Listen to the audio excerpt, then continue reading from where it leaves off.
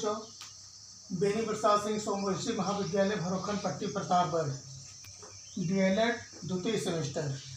बच्चों, इससे पूर्व वीडियो में हमने आप लोगों को वायुमंडलीय ताप के बारे में अध्ययन कराया था, बताया था। आज वायुमंडलीय ताप के अंतर्गत जो है आप लोगों को तापमान को प्रभावित करने वाले कारकों के बारे में जानकारी उपलब्ध कराई जाएगी। तापमान को प्रभावित करने वाले कौन कौन से कारक हैं? सबसे पहले वायुमंडलीय ताप के बारे में आप लोगों ने पूर्व अध्ययन किया था, जिसमें आप लोगों को बताया गया था कि वायुमंडल में ताप किस प्रकार से जो है वह उसका फैलाव होता है और समुद्र तल की सतह से वह हमारे वायुमंडल में जो है कितनी ऊंचाई तक ताप का अपना असर होता है। ठीक, आज तापमान को प्रभावित करने वाले कारक कौन कौन से तापमान को प्रभावित करने वाले मुख्य कारक हैं।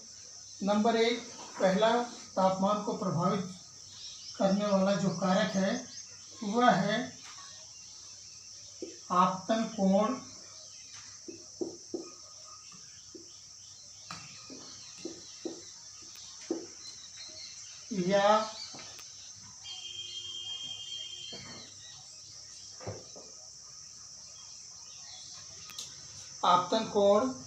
या सूर्य की किरणों का झुकाव। ये बच्चों, आपतन कोण या सूर्य की किरणों का झुकाव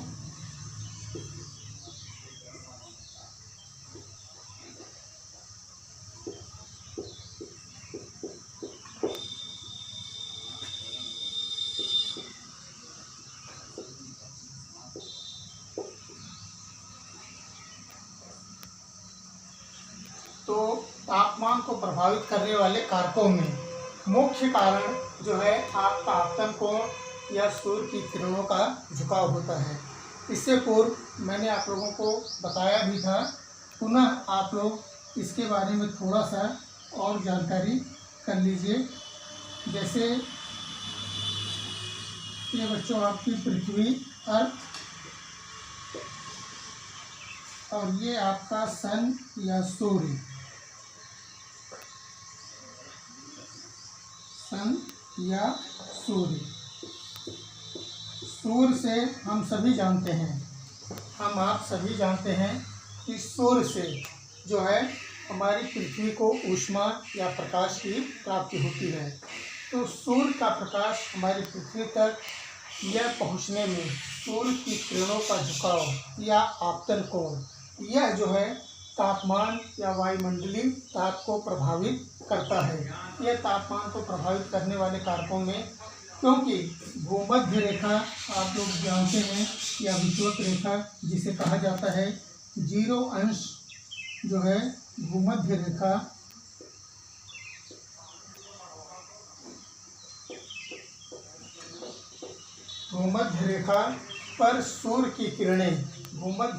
पर सूर्य की किरणें सदैव जो है यह सीधी पड़ती है।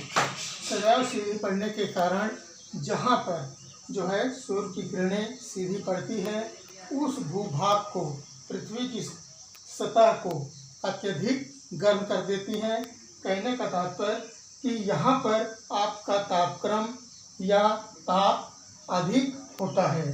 दूसरा, आपतन कोण या सूर्य की किरणों के झुकाव के कारण जो है, मान लीजिए ये किरण आपके ध्रुवों की ओर, चाहे आप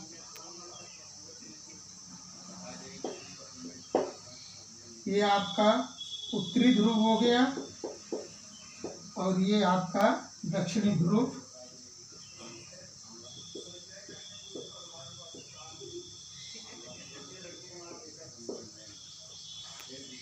अब यहाँ पर आप देखते हैं कि बच्चों, यहाँ पर सूर्य की किरणें जो है ध्रुवों पर वह तिरछी पड़ती हैं।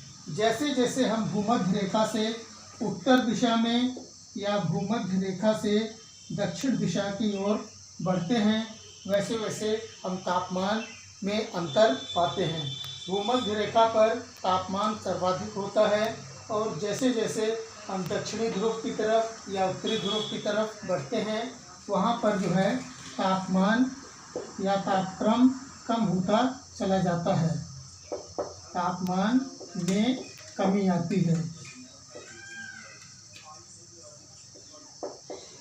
तापमान में कमी आना प्रारंभ हो जाती है। तो यह सूर्य की किरणों के झुकाव के कारण यह जो है होता है। सूर्य की किरणों का झुकाव जहाँ पर अत्यधिक होता है वहाँ पर तापमान कम होता है और जहाँ पर सूर्य की किरणें सीधी या लंबवत पड़ती हैं वहाँ पर जो है तापक्रम या तापमान अधिक होता है। ठीक बच्चों, आप लोग पहला कारण तापमान को प्रभावित करने वाले कारकों के अंतर्गत आपतन कोण या सूर्य की किरणों के झुकाव के माध्यम से जो तापक्रम को प्रभावित करता है उसके बारे में आप समझ गए होंगे। अब दूसरा है, आप लोगों को बता रहे हैं वायुमंडल द्वारा वायुमंडल में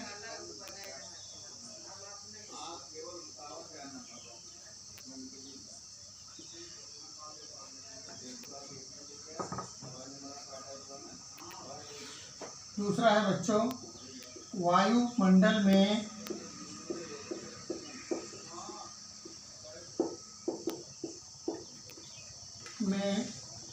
सूर्य की किरणों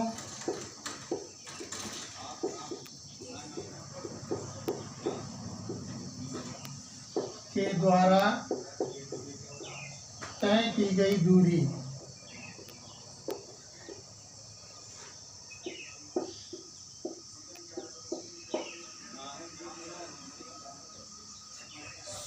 वायुमंडल में सूर्य की किरणों के द्वारा तय की गई दूरी, यह तापमान को प्रभावित करने वाला आपका दूसरा कारण है।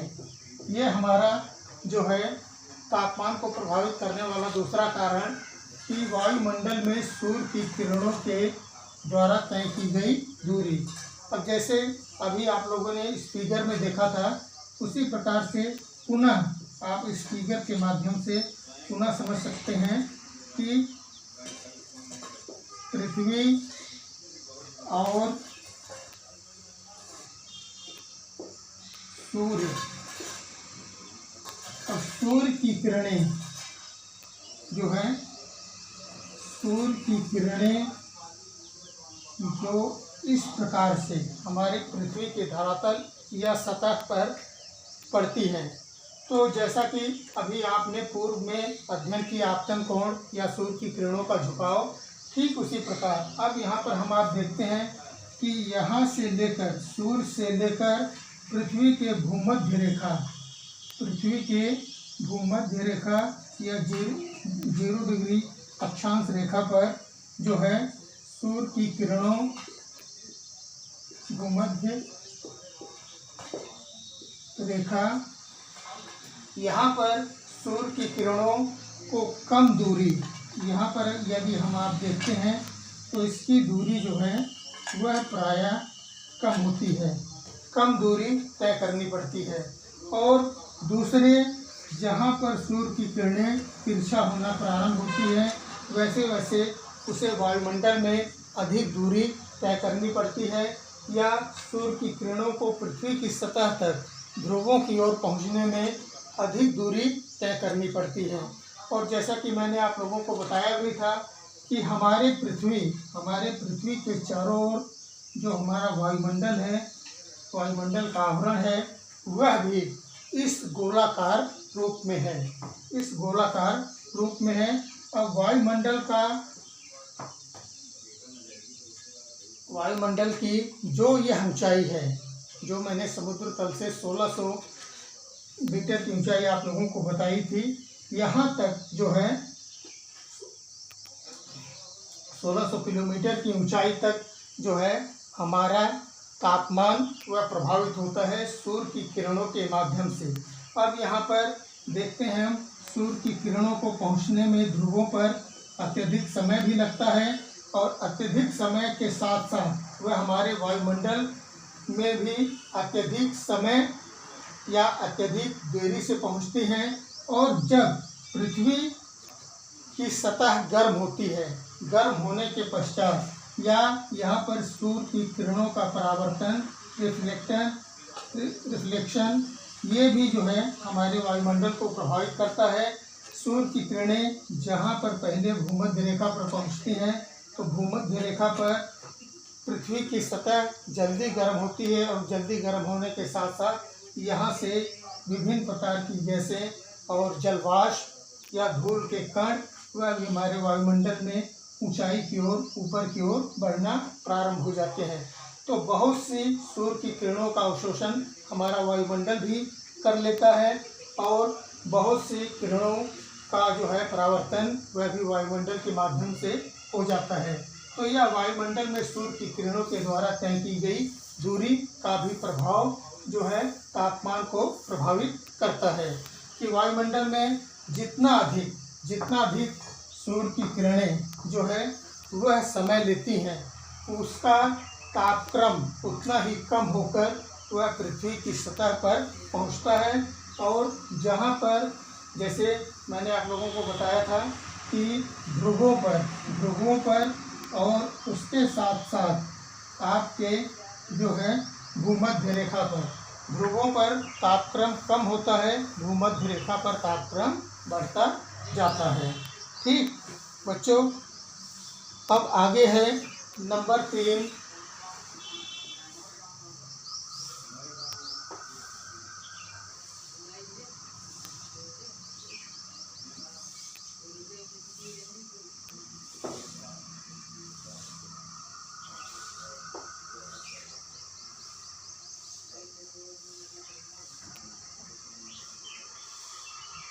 समुद्र से ऊंचाई। तापमान को प्रभावित करने वाले कारकों में नंबर 3 है समुद्र से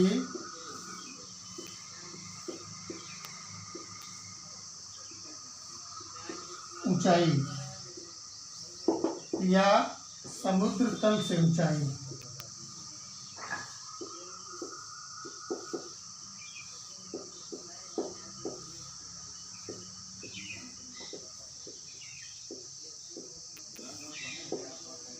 या समुद्र तल से ऊंचाई। तो बच्चों, हम सभी जानते हैं कि समुद्र तल से, समुद्र की सतह से हम जैसे जैसे मान लीजिए ये आपका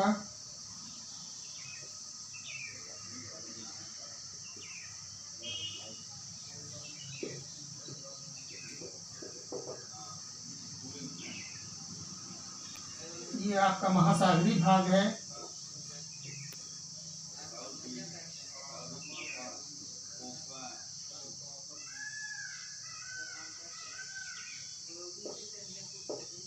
या महासागर, और ये आपका महाद्वीपीय या स्थलीय भाग है।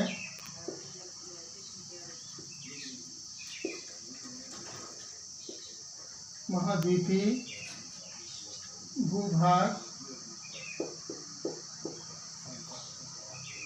तो जैसे जैसे हम समुद्र की सतह, समुद्र तल यहीं पर आपका माना जाता है जहाँ पर आपका जो है महासागर और महाद्वीप का विलय होता है। इसी को जो है हम समुद्र या सागर तल कहते हैं।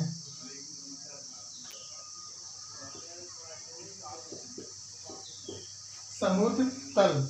तो यहाँ से जैसे जैसे हम ऊंचाई की तरफ, ऊपर की तरफ या महाद्वीपों में ऊंचाई की तरफ बढ़ते हैं, वैसे वैसे हमने आपने पूर्व अध्ययन किया हुआ है कि वैसे वैसे तापक्रम कम होता चला जाता है। तो समुद्र से जैसे जैसे हम ऊंचाई की ओर बढ़ते हैं वैसे वैसे हमारा तापमान कम होता चला जाता है। तो यह भी एक कारक जो है तापमान को प्रभावित करने वाला कारक माना जाता है कि समुद्र तल से हम जो है जैसे जैसे ऊंचाई पर बढ़ते हैं वैसे वैसे हमारा तापमान या तापक्रम कम होता चला जाता है। अब बच्चों आगे है नंबर 4।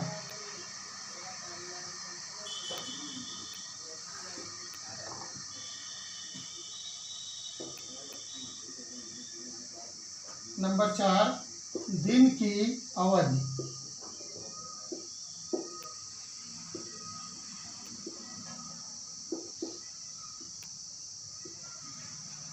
दिन की अवधि का तात्पर्य सूर्य के प्रकाश या सूर्य की ऊष्मा से माना जाता है।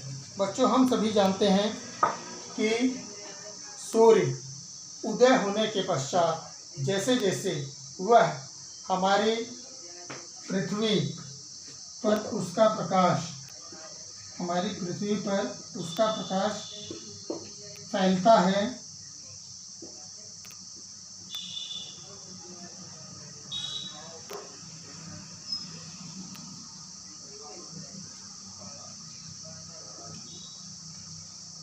और दिन की अवधि की समय जितना ही अधिक होती है उतना ही अधिक समय तक हमारी पृथ्वी को ताप या ऊष्मा प्राप्त होती है। तो जब अधिक समय तक दिन की अवधि होती है, उस समय हमारी पृथ्वी का स्थलीय भाग या धरातल का स्थल जो है यह अत्यधिक गर्म होता है। तो इसलिए बच्चों, दिन की अवधि का प्रभाव भी जो है यह तापमान को प्रभावित करता है।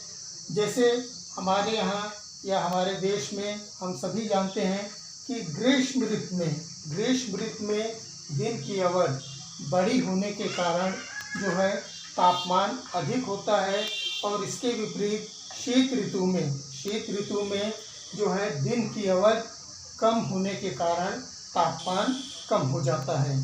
ठीक, तो बच्चों, यह 4 मुख्य कारक हमारे तापमान को प्रभावित करने वाले मुख्य कारक थे। तो यह आप लोग समझ गए होंगे। अब इसके बाद हम आप लोगों को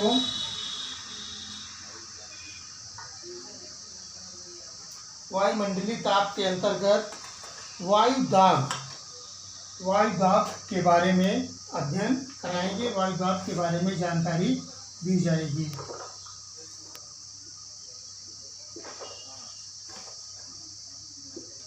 वायु दाब। अब बच्चों, वायु दाब क्या होता है? दाब का अर्थ होता है दबाना या भार देना। आप धरातल की सतह के ऊपर जो है गुरुत्वाकर्षण बल के कारण जो है धरातल की सतह पर अपने भार का प्रदर्शन करते हैं। यानी हमारे आपके शरीर का जो भार होता है वह हमारी पृथ्वी के गुरुत्वाकर्षण शक्ति के कारण होता है। उसी प्रकार से वायु दाब या वायु का भी भार होता है। बच्चों, हम लोगों ने पूर्व में अध्ययन किया है कि हम लोग जानते हैं कि वायु विभिन्न गैसों का मिश्रण है। तो वायु दाब का अर्थ हम समझ लेते हैं। वायु दाब का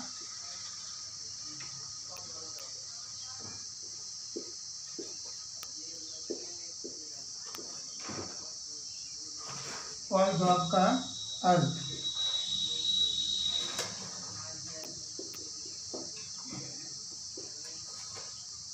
वायु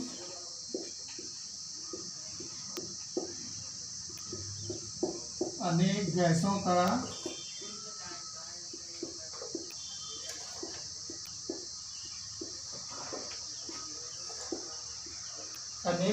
का मिश्रण है। वायु का अपना भार होता है।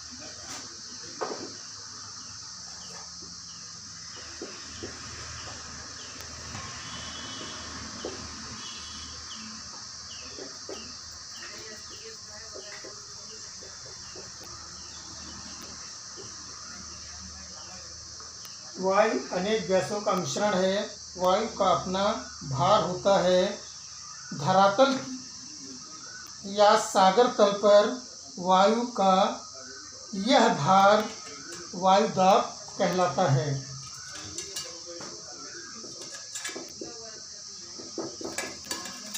धरातल या सागर या समुद्र, धरातल या सागर तल पर वायु का यह भार वायुदाब कहलाता है।